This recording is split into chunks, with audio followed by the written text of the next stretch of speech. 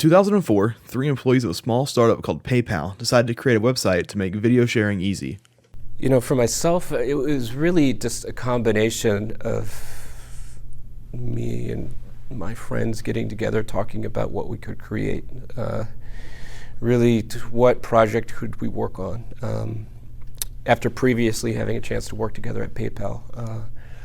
It's kind of exploration of ideas, and video came about as being one of those ideas where we thought it would be interesting to pursue. Early in his two co-founders, Steve Chen and Jawed Karim, created YouTube. But what was once dreamed as a place to share videos between friends slowly became the home of some of the biggest creators in videos ever. Chocolate rain.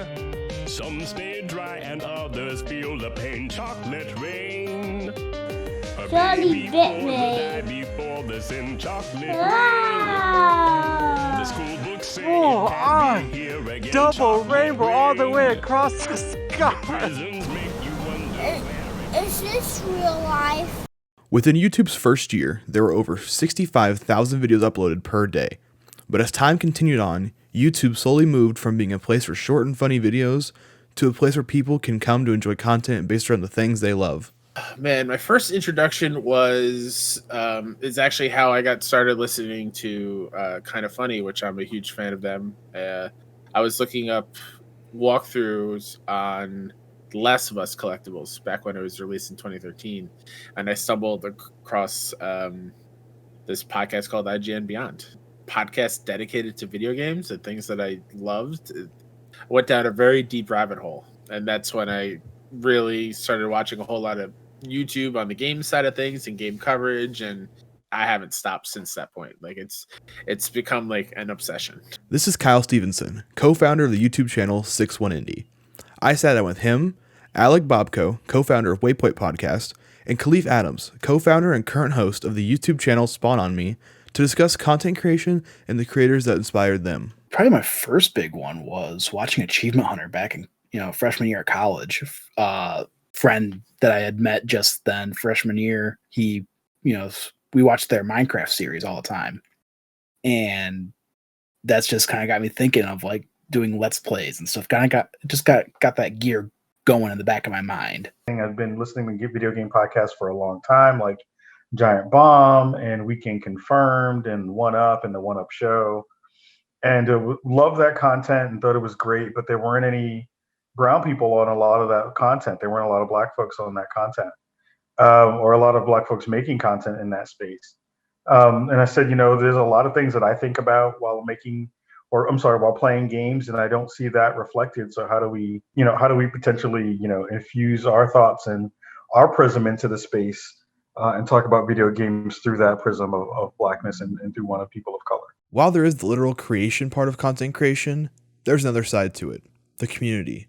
The people who day in and day out watch the content and support the creators behind it.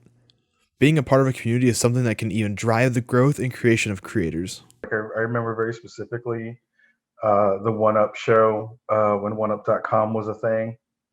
And yeah, we would meet, but when I was back in New York, there were a bunch of different meetups and different ways that people would kind of go and find out and hang out and talk about games and stuff like that. So absolutely, like those communities, especially mixed in with social media, were very instrumental in terms of Spawn on Me and growing it.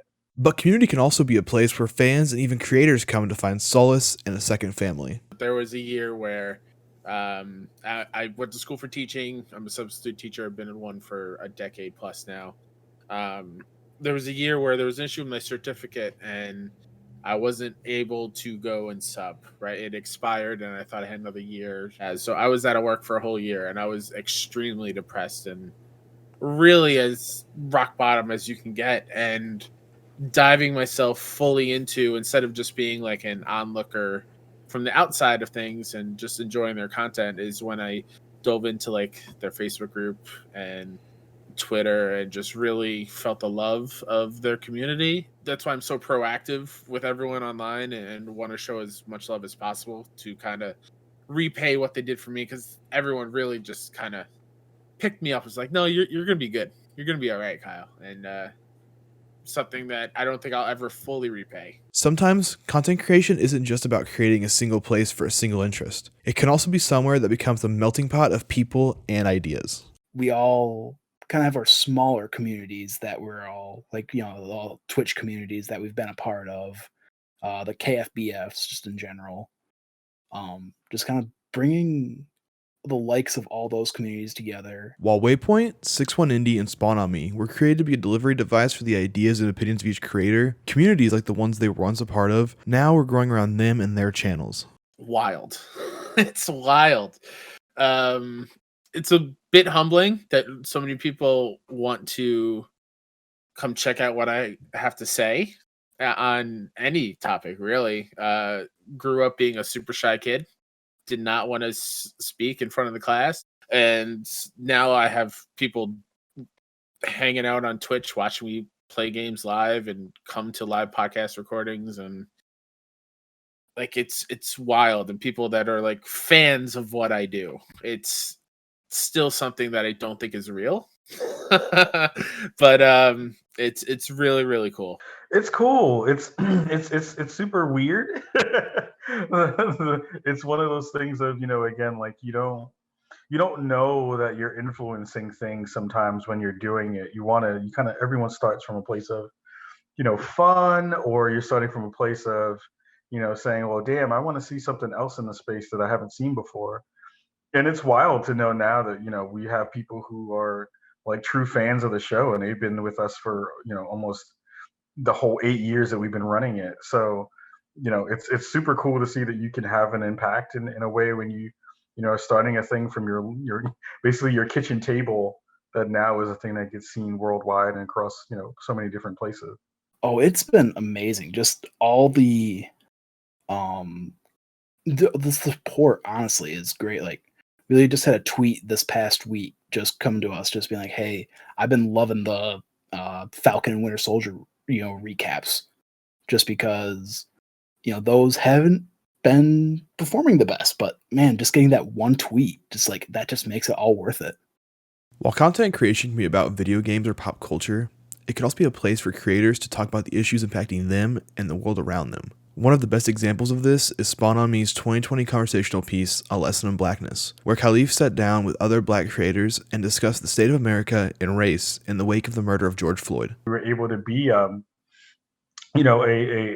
flashlight into conversations that, put a light on things that a lot of our, white counterparts weren't talking about or didn't feel like they could talk about. So we filled a very specific role in that part of it. So now, knowing with the Lesson in Blackness and other stuff that I'm doing now, it feels really good to feel like the conversation is well received and that it feels good and necessary. While the importance of audience interaction is something that each creator treasures, they also hope to impact the viewer and the people they bring on their content in their own ways. What I hope they get out is, first and foremost, I want them to hear about these sweet, cool games that not a lot of people know about, or they're on the fence about, and because of us talking about it or interviewing the people about it, that they're going to go out and pick up and hopefully enjoy it.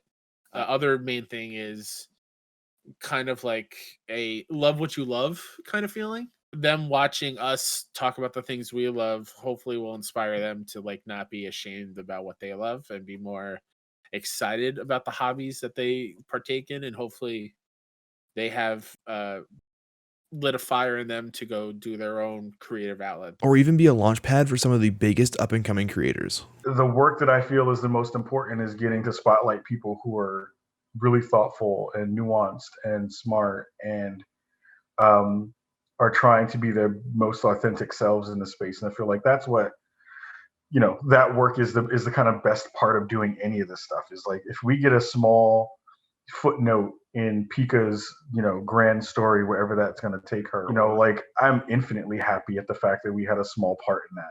Even though all three of these creators have forged their own path, the inspiration that started their journey is something they'll never forget. I just wanted to say thank you for all your hard work. That's something, before I even started this, I knew it would be work, but I just didn't realize how much work. I want to thank all the folks who took time to understand what a movement like this could look like, and figured out that they wanted to be able to use their platforms to lift up us. To the people that helped me get here, just by doing what you love has